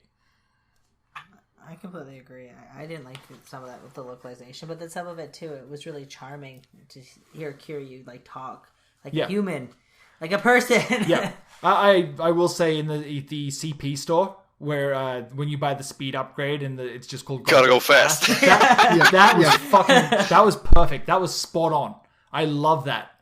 Like, and that was complete localization. But that's because it's not part of the story or the characters. It's something in a menu. Like, it's an appropriate exactly. place. But the biggest thing that I can point to is Majima's holy shit balls, and it's like, oh wow, way to drag me right out of that cutscene. Also, something that I didn't like was during like chapter transitions when they overlaid the English text over the calligraphy, over the kanji. I really didn't like that. I liked it how they did it in the. I think I agree. In the older games where they just had a decent subtitle below and they just showed the Japanese titles over that. Yep, I agree. I think that like Japanese calligraphy looks so good. It's so striking, and when that's localized, when that's taken away, it kind of looks a little bit less. Like I could have lived without them doing the titles, honestly. Yeah. But a couple perks to the localization. One of them is the Mahjong tiles, or the Shogi tile, sorry. They are now labeled. That is a huge difference. Are they now? Yes, they are labeled. I didn't get a chance to try Shogi, but that would make it a lot easier. As the person who learned to play Shogi for our How to Play Shogi video, trust me when I say that's the best feature. If you're going to play it at all. I pretty like on every tile now they have like got the little like if it's a king or on the king tile it's got a little K in the corner, and so you know exactly which piece it is. It makes it you don't have so to much memorize easier. them, which is tricky, or constantly look at information. So that one's good.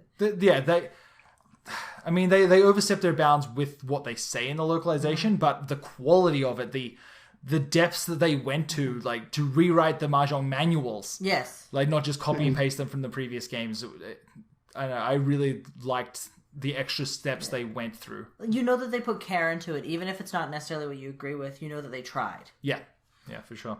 Oh yeah, this is definitely better than them coming up short with the localization and us misinterpreting things or not understanding things correctly. This is the better alternative, I think. Yeah. And again, it's just I find it funny. Like the characters are supposed to be a little bit more looser in this, and I think the localization really reflected that. But I think a lot we have to remember, like, let's take Nugget as an example, that scene where Kiryu's staring back and forth at the chicken. Yeah. That's all in the original. This isn't, like, so how silly was this game before we got it? I would like to know what Nugget's name was in Japanese. That's a good question. Nuggetto. I was going to do it. I have no idea, though.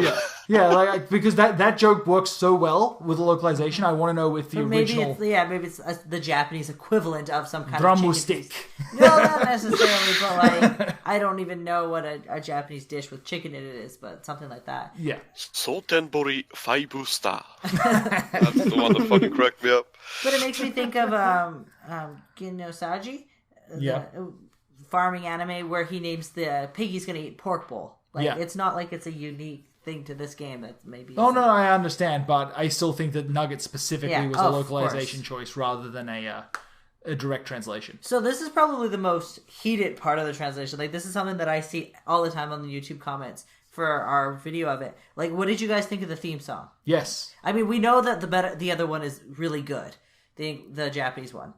But what did you think of the English version? Sorry, the opening? Yes, the opening song. Oh, it gets me revved up every time I put the game in. I love it. Absolutely love it. Really? I have to agree. It's nowhere that kind of fast, hard rock as, kind of thing. Yeah, it's nowhere near as good as Bubble is. But if you kind of like forget about that song for a little bit, it's got its own feet it can stand on. I totally agree with that. I do think it's, when compared to Bubble though, I think it's for me, it's such a step down. Yeah, but if you didn't know Bubble was a thing, yeah, exactly. Yeah, I didn't know it was different. The Japanese one. Yeah, the Japanese theme song, it's J-rock. It's all about the bubble economy that the game is currently going through. So it's thematically appropriate as well as being a really good song. I wouldn't call it J-rock, more like J-rap. Either way. It's Japanese. Who yes. cares? Yeah, it's hip-hop. Either way, I really prefer Bubble. My opinion is I both hate it and love it. Like, I love the music itself is good. It reminds me a little bit of Guilty Gear and Blast Blue with their rock/metal soundtracks. And it actually fits in the intro, but then when I look back what we had earlier with Bubble, then it's nowhere near that level.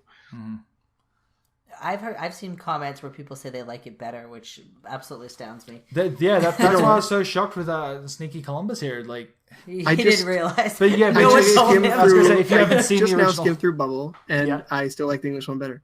It gets me way more revved up. Yeah, I don't know what it is. That's funny. It's playing in my head right now. That's funny because it goes the other way for me. But I mean, maybe it's a taste in music. It probably is. Maybe. Who's to say? But yeah, I don't know. I was just curious how people feel about that because it seems to be very splitting. I believe, was it Bubble that's my favorite one? Or is it the one for Ishin? It might. I don't know. Which one are you thinking? You mean Kenzen, Bushido? Bushido's my favorite. No, it's not Bushido. Hands down. I love Bushido. That one gets me going every time. I love J-rock, J-rap, like that especially that specific kind of feeling, like that when they go for that show era, like Yakuza 0 goes for, like, I love it. Yeah. For those who don't know, I should add it in here that the English version, like the translated version of the theme song, was composed specifically for the localization. Like, they went back to the Japanese studio and had them compose it. So that's why it's it's a really neat thing they've done. Yeah. Because they could have just taken some other song that you can find inside the game, like they always do. Throw it under. Yeah. If I recall, I think Yakuza 5. Yakuza 5 was like, oh man, that theme song was not great for the localized version. I agree, but I think they did actually go back and get a new song recorded for that, if I recall. I don't know. It's not. I don't particularly like it as a song, but that was they did go back and try and do something with it. They failed. I agree. I think the one for 0 is way better. It fits way, way, way better. No, I did. I like the Yakuza 5 intro, the Western one. Obviously, it's not better than the Japanese one, but it still fit. It had like this, I don't know, like towards the end, it had a very hopeful or melancholic vibe. And I was going to say melancholic. And it's actually fits with 5, especially with the ending. Yeah, I think it fit with 5, especially with the intro, like with Kiryu. Like, having him all kind of depressed and... like I felt like Kiryu was very depressed in his intro when he was driving a cab separated from every thing. That's so weird saying that, knowing how a 6 Do you think ends. he was depressed, or do you think that we're projecting that onto him? No, I think he was depressed. He gave up everything. Like, he was in prison for, 20 years, 15 years? And he got out and he finally got what he wanted, and then he had to leave so that the children could be children. Well, I think, that part is depressing, but, like, that's the part he's giving up, not being part of the Yakuza. I think that he was happy to give that. I think he's been trying to give up the Yakuza for a long time now. Yeah. Anyway, we're not talking about... Yeah, we'll get back on topic here. Does anyone else have... We're almost done here. Does anyone else have anything to add? Like, anything else you want to talk about? Maybe we touched upon all the other like aspects, maybe like gameplay or soundtracks. Gameplay would be good because we can talk about them fighting styles. Yeah, for sure. Yeah, what was your guys' favorite fighting style? Brawler, easily brawler. I would have to say Beast. Both Brawler and Thug. Basic fighting styles. Nice. Wait, hold on. I meant to say Beast. Beast was so good. Suck up. For me, Slugger, hands down. Slugger's pretty good. I like Slugger. So satisfying when you charge that bat. I love the crowd control of Beast. Like if you're next to a moped or something, and you just in one smooth motion just grab it and start spinning, and like it just destroys everybody. It's so quick. Did you guys, when you were playing Kiryu at Tojo HQ, did you remember those huge stone lanterns? Yes. Oh my god, that was so satisfying to pick up those things and just do the heat moves with them. Yeah. Oh, for sure. Yeah. Especially after just replaying through 1 here. Like, those, I love seeing that stuff come back. I really feel like when they made 0, they already had the remake in mind. Because they go back to places that already existed. Like, that they created assets for Tojo HQ, stuff like that. So that when they went and made Kiwami, they already had the assets made, so they were able to roll the budget into 2 games. They were probably making them simultaneously to an extent. I was wondering that. But who's to say? So, yeah, do we hear everyone's thoughts on the fighting style here? Yes. I thought it was a nice change. I love the versatility of the different fighting styles. It gives you some variety in your gameplay. Yeah. Without making you play 5 characters. There's like no choice that is bad. There's like, you can basically play the game in any way you see fit. You could also play the game with just one fighting style. Yeah. I mean, and that final boss really yes. Yes. made you use all of Kiryu's fighting style. Yeah. Yeah, because he actually went through all of his fighting styles himself. That was quite something. How did you guys feel about having to fight Kutse like 5 times?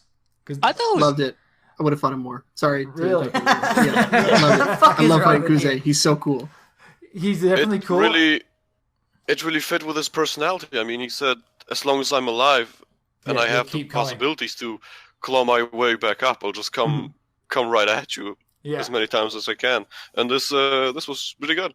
And he was like different. Like every time you fought him, he was like it escalated a little bit different. Yeah. First it was his fists, then it was his pipe, and then like he had his knuckle dusters on. You had the one really satisfying beatdown after you rescued Tachibana with yourself and Nishikiyama. Yeah. Where you're just both going at him. They even had like custom heat moves for that fight where you'd do like chain attacks on. God, it was a few technical things here that I don't think I've seen really touched upon. There's that fight where you're fighting to rescue Tachibana, and there is like a full size mirror in the room, like not a full size mirror, but like a mirror about as tall as Kiryu is. Yeah, just like a standing mirror. That has full reflections in it. From a technical level, knowing how these games go together with reflections and having worlds with like to have a reflection within a game, you need to basically create a copy of that game within the mirror. And to have it still run at almost 60 frames was insane. Yeah, but they have that shit optimized. I understand that, but I just want to say graphically, I thought that was amazing. Like just this tiny little mirror. Like Bloodborne can't even do that. Yeah. I thought that was very impressive. I have a grievance with the game on the technical level, and that is that it's not really obvious when you have an upgrade available to improve your skills or something, like because it's all money based. Yeah, because the money is shared though. When I went to fight that guy that keeps coming back, for the first time, I realized that I hadn't upgraded anything, and I was like super fucking weak, and I'm like, why am I losing here? Like doing poorly. I'm good at this game. And I didn't even occur to me that I had several levels of upgrades worth. I remember telling you. I was watching by the other games where I usually know. Okay, time to upgrade. Yeah, I remember watching you going like, "You're doing such low amounts of damage. What have you upgraded?" Upgraded? Yeah. All this money was to buy houses. The only other thing that I've seen going around is when Tachibana gets killed there, like when he gets his head smashed in with a pipe. That was Sledgehammer. Oh, yeah, Sledgehammer, and that was correct, God. correct. I felt that when it happened. That felt so good. Now, when I watched that scene, for me, Tachibana goads that guy into killing him. Like, that was a suicide. Mm-hmm. Like, that. Did anyone else get that feeling? That I could see that. Like, because he didn't want to give anyone up. He was going to go out on his own terms. And so he looked that guy dead in the eye and gave that shit-eating grin to goad him into smashing him upside the head with a sledgehammer, because he knew that if he did that, they couldn't get the information from him. Like, and you could also say that he may not have wanted to see Makoto again because he abandoned her and her mom, mm-hmm. and he thinks that she might have all these like feelings of resentment towards him. I'd agree with that, but like, am I the only one who got suicidal? Well, not suicidal, but self-harm thoughts from that? Because I find a lot of people disagree with me on that one. I can't say I experienced that at the time. That's my first time. You bring it up now as first time considering that, and I don't know, maybe it's just me. Go back and rewatch the scene. But when you're just suicidal. No. When he, like I said, because that whole scene plays out with Kuzei telling him don't kill him. We need him. We need to get the information out of him, and so he stops him from proceeding with his attacks. And so Tachibana looks up at him and gives that smile, where it's like, "Go on, do it." Mm-hmm. And, I mean, he knew what was going to happen. Anyway. Yeah, I can see it in retrospect. I think in the moment it was just me feeling, It could be that, but I think it would be also quite a miscalculation on his part that he really didn't believe that this deadbeat asshole will really flip and take a sledgehammer out and kill him. Because I think the image that I got, that he really wanted to see his family to make up for them somehow, like by helping them out right now. I see what you're saying, but yeah, from that exact same thing where you said it was a miscalculation on his part. I mean, we've spent the entire game learning what a genius Tachibana is supposed to be. Like, nothing he does is by mistake. And when, like I said, it looked like he was goading him, but I don't know. Go and rewatch that scene. You can't get tortured let if you're dead. Exactly. Let me know your thoughts in the comments below. We'll only know for sure when Yokoyama himself appears in the spoilercast, in this voice chat. Yes. One day. That's another Yume of mine. I gotta stop telling him how bad of a writer he is then. Stop tweeting Yokoyama. He never replies. We shouldn't let Chelsea be on the same server as him. Don't tell her. Because it might escalate.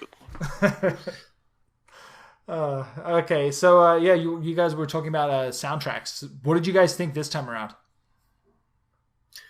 Oh God, for me, it always matched the tone of whatever, whether it be a cutscene or a specific fight. I felt like each fight had its own individual soundtrack. Am I right in saying that? It felt like that. Okay. Yeah, totally I like how the music blended into the combat, specifically when you executed like a heat move, for example. If you're in beast, say you were gonna throw an object on a guy, you would execute the heat move. The music would kind of become muffled for a moment, and then as Kiryu made impact with the weapon or just his fist or whatever, it would kick back in, and it was so well orchestrated, and it just made the combat that much more satisfying. Perfect. Yeah. Soundtrack in the series. I was going to say, I mentioned on Twitter a couple of weeks ago that the whole soundtrack sounded like a Mega Drive game.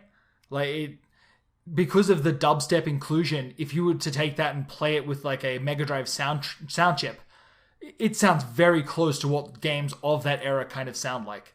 All the games that would have been coming out around the time that Yakuza 0 was happening, they all would have sounded like this, but only done with, the earlier instruments, or as I said, with the Mega Drive sound chip. Yeah, chip jams. Yeah, go and listen to Earthworm Jim or Sonic 3 is probably the best Earthworm example. Jim.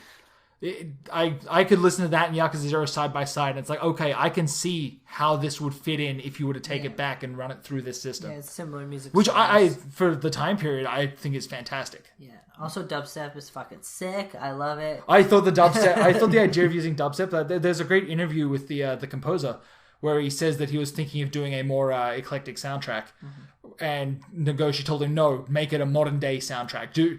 Go not just modern day, but very very modern. What's in style right now? And 2-3 years ago it was dubstep. Because you got to cater to the people playing the game. I mean, you can only have so much nostalgia and so much of it making sense for the time before it stops being enjoyable. I don't think so. Because I like music from. Maybe you live in the 90s. Well, this was the 80s. Whatever. You don't even remember the 80s. No, I don't. Imagine if they just settled for a soundtrack that sounded exactly like the 80s, like some synthwave shit. I'd be okay with think that. it would sound I think even that would fit if they made it right. Yeah. If they made it right, but I think it would sound different than the type of game that you're getting. Like that synth fits in better with like your sci-fi games and that kind of stuff, like Mass Effect synth soundtrack. I would agree with that. Whereas Yakuza is a little bit more hardcore. I feel like that upbeat soundtrack in the right places is really like it fits the tone a lot better. The thing I noticed with the soundtrack that really surprised me is how many weird pieces of music there are that show up for singular sub-stories and then aren't used again. Like, there's some really bizarre music that just shows up. Like, maybe they were the throwaways. No, because they're all amazing. Like, the soundtrack that plays during Miracle Johnson's bit where he's, like, moonwalking down Tenkaichi Street. Astounding. I don't think it comes back again.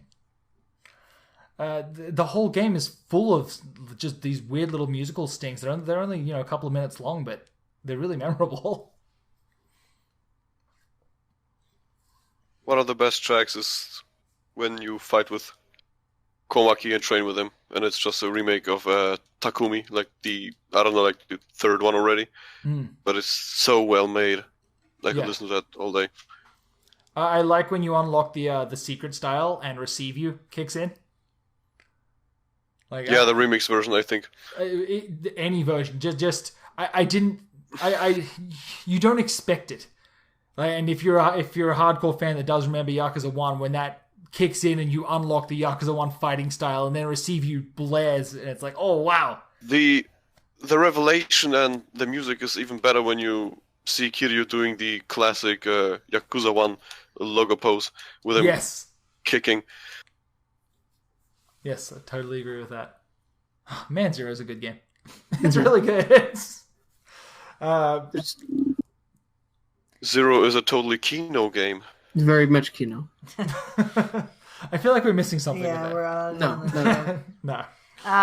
I guess just to close this off, does anyone else have anything to say on the music? No. Okay. No. To close this off, we gave this game a 5 out of 5. Yes. Like, we couldn't give it a 6 out of 5, so we gave it a 5. What would you guys review it? I'm curious. Yeah. Really quick. Just out of 5? Yeah. Kino out of 5. Okay. No, like straight. Judging by Yakuza games, it's a 5 out of 5. Yeah. It's my favorite game out of all of those. The only other game that would come close to this is Kenzen. Perfect. For me as well. I hate to just fall in line, but a 5 out of 5 as well. God, you're not going to run out of things to do in this game. Yeah. Ever. It paces itself incredibly well. It's very engaging. I love all of the characters. For me, particularly the lieutenants are kind of like the, they are the best villains. They're the best villains. Oh, and they're so ever God. Can I just talk about like even just Shibusawa? Besides being a great final boss, God, he's not just like random bad guy X. He's he's got this this tragic backstory of walking in on his father's suicide and this kind of shaping who he's become this calculated Dojima lieutenant and I love the characters. I love everything about it. It's great. Yeah, so 5 out of 5. Forte. I would also say 5 out of 5. Because, okay, best story of probably the entire series. Yeah. A great game for like anyone to just jump into, whether you're a fan of the series or not. Yeah. And as everyone else touched on before, there's a lot of shit to do in this game. Mm-hmm. Mm-hmm. For me, there's just the from a technical standpoint, this game, like I said, it runs at mostly a locked 60. There's a little bit of frame tearing. Boost mode's going to take care of that. But overall, it's so technically impressive for the type of game that it is. Like, I know it's built on the bones of Ishin, but even then, to see Kamurocho like this, we're a little bit spoiled with the Dragon Engine, but this is the best it's ever been for most people, and it just works. Like, the little quality of life improvements, like being able to run, it just makes everything so much better. Like, I have such a more enjoyable time getting around town than any of the previous games. But even not comparing it to other Yakuza games, I would still give this game a 5 just based on just video games in general. Like, as a medium, this game is perfect. There are flaws, there are criticisms, and you could acknowledge that, but I don't think that they are score lowering. Yeah. The story is so well contained. Like, there's no loose ends. Everybody has... The villains that you're fighting at the end are the ones that are set in motion at the beginning. Yeah. And it never loses sight of that. As you guys said earlier, they don't have these weird conspiracies that come out of nowhere. It's all based around the property. It's based around these 3 lieutenants. It all comes together so perfectly, more so than any other game in the series. I love it. Yeah, what you were saying about the, just from a technical standpoint, I think that lends really well to Kamurocho and Sotenbori feeling like genuinely like living places when you're walking around them, Oh, for sure. For sure. Also, something that I'd like to point out with the friendship quest, like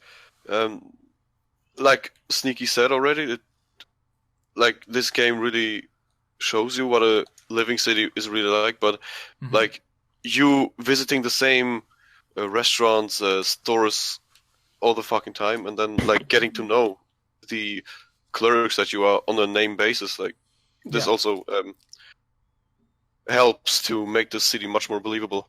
Yeah, definitely. I completely agree with I thought that, the friendship mechanic was one of the best things they've ever added to the series. Well, I think we've all experienced that in real life. You go somewhere all the time and people start to get to know you, and then they know about your life, and then you guys start meddling with each other's lives. Well, just today I was doing the friendship for the guy at the sushi gin, and like I have to like bring him different fish.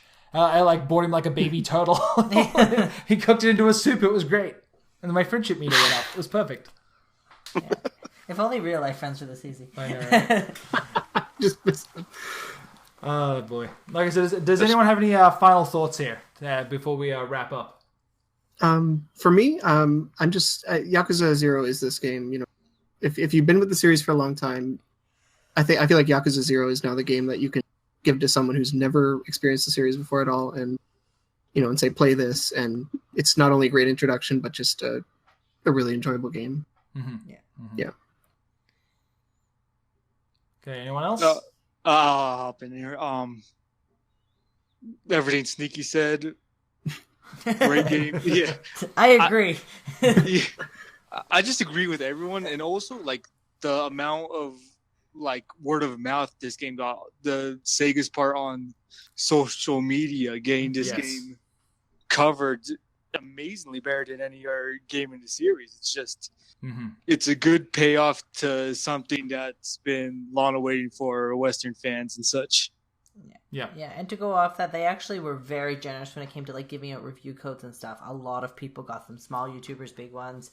Like, I've never seen them push it so hard ever before, and it paid off. Yeah, it paid off in spades. For the week leading up to it, I felt like I was seeing it everywhere on Twitch and I point back to people saying that like every single time I saw it brought up by any reviewer or any critic, it's like, why did I never give this game a chance before? Yeah, it's fantastic. And our embargoes went up really early. Like, they went off. Like, usually you're under embargo on these games like until almost right when it comes out, or very, very close. They went off like a week before or 2 weeks before. Well, from a press perspective, like I had to sign documents to say that I would only talk about this game a month before release, and it's like a month is up insane. To a certain chapter, which is still pretty far into the game. Yeah, like I can't believe how much freedom they gave the press to discuss this, when every other studio keeps everything so tightly wrapped up. Like even when the video of the chicken went viral. Yeah. That technically wasn't supposed to be released. Like where it is in the story, that part only becomes available after chapter 6, which technically we weren't allowed to talk about until the week after. Yeah. And Sega didn't give a shit. They just put it out there. Who cares? Strike anyone. They didn't care. Because they knew it followed decent guidelines of not spoiling. From my perspective, I've got to say shouts out Sega, because you guys are. Well, specifically the marketing team for Yakuza though, because like Miku, we were still under embargo until like the day it came out or something like that. But I can't believe what a difference that company has made ever since Atlas took over like everything in the West. Yeah. Anyway, anyone else? Final thoughts. Final thoughts. I think it's really good that Sega finally got its shit together and is starting to localize all the Yakuza entrances. And Yakuza, the game to end all Yakuza games. I don't think we will ever get a good game like Zero. Again, I actually really hope that if they do Yakuza 7, that they actually take a good look at Zero and then realize what went wrong with 6. Mm-hmm. And that's basically what I wanted to say. Best game in the series, period. It's up we'll there. wait a long time when we'll get anything better. To see. Oh, I'm sorry. Yes. I was just gonna say I'll be very interested to see everyone who liked Zero what they think of Kiwami when it comes out. Yes. Also, I'd like to do a small shout out to a good Swedish friend of mine who, after playing 2 ages ago and never finishing it, now finally got to 0 and is singing praise every time he fucking calls me. So I highly doubt that he will see this in the near future because he swore to himself that he will 100% this game before he finishes the story. But you know who you are. This is for you. Perfect. I'll share my final thoughts. I traditionally, and this is the running joke with our channel, is I don't play the Yakuza games. I only step in to beat bosses when certain people need help. But Zero was the first. Now I haven't had time to finish it because I just don't have time, and also Zelda. But Zero's the first one where I actually saw it, and I went, I really want to play this because I miss half the stuff when I only kind of passively watch the story, and I wanted the nuance in it, the little things like Kiryu's saying, the side story. I wanted to play it myself. So I think that says a lot about this game. Yeah, for sure. It's the first game where you've actually gone, wow, I should really play through this. Mm-hmm. Whereas all the other ones, you're always kind of like, I was content knowing the story. Yeah, exactly. I keep you up to date. You always watch over my shoulder. You're my constant watcher, but this is the first time you've gone, wow, I really should play this. Yeah. Which I think it does. It speaks a lot to the quality this time around. Even 6, you're kind of like, Yeah, it speaks a lot to the Let's Play community as well, because if people are Let's Playing this, and hopefully they'll have the same feeling I did, where I saw it and I went, wow, I really want to try this myself. Mm-hmm. Versus just, usually with Let's Plays, it's like, okay, I saw it, I'm good now. Yeah, that's so disappointing. Yeah. Okay, so before we wrap up here, let's go down the list here. Does anyone have any social media to plug? Any shouts out they want to do? Because now's your chance. Quick. We forgot to do it on the last Spoilercast, but let's let everyone know where they can find you. Okay, well, everyone can find my great Twitter at Forte_Canon. You'll probably follow me for like a week and then get sick of me talking about perfume and Tony Hawk. Can confirm. I've already muted you. Great. Awesome. No, that's not true. That's not. I only mute spam bots. No Twitter, but if you want to find me, just hit any random cold storage facility and you'll find me. Jump on the Discord. Ryder, I can kick you around the Discord. Pushing as many memes as he can. Yeah, all them Kino memes, guys. For me, I'm just gonna I'll just pimp the Discord. Come check it out. If you're listening to this podcast, what are you doing? Come check us out. We're nice people.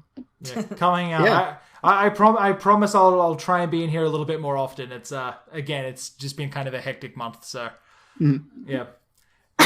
Anyway, guys, I just want to say thank you guys so much for hanging out with us for the last 2 hours. Sorry we were a little bit late starting for everyone who was participating here, but I'm glad we finally got to talk about it. I've been itching to discuss Zero because it's mostly just me and Cal, and I don't think Cal wants to listen to it anymore. Not unless you want to hear about Zelda. But and to everyone who's listening, thank you for the support. Check us out on Patreon. Can I say something? Oh, please go ahead.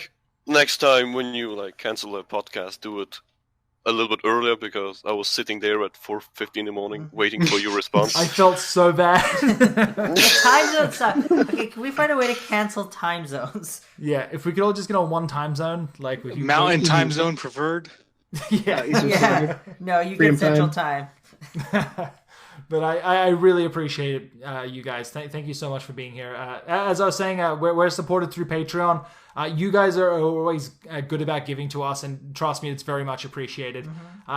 We've been doing a lot of work to get the site upgraded so it's not constantly having server issues, and Patreon money's gone a long way towards stabilizing things. So I just want to say I appreciate it. Check us out at patreon.com/YakuzaFan. And I think that just about wraps it up. So, again, thank you guys so much. Yes, thank you. And we will talk to you next time. Thanks, guys. Bye-bye. Thanks for having us. See ya.